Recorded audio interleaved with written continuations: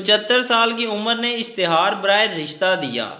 3 दिन बाद इसके घर डाकिया खत देने आया। बूढ़ी औरत ने खत खोला तो लिखा था, आप फे लिखना भूल गई हैं। इस उम्र में आपको रिश्ता नहीं, फरिश्ते की जरूरत है।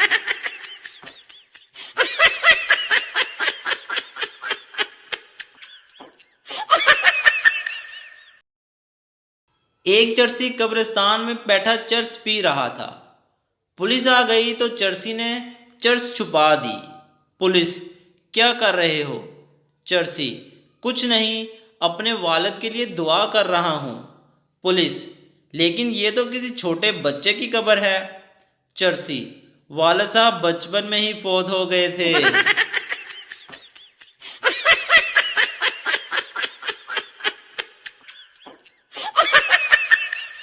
एक आदमी का इंतकाल हो गया तो एक दूसरा आदमी इसकी बीवी के पास आया और बोला, क्या मैं इसकी जगह ले सकता हूँ? बीवी, मुझे कोई इतराज नहीं, लेकिन कब्रिस्तान वालों से पूछ लो।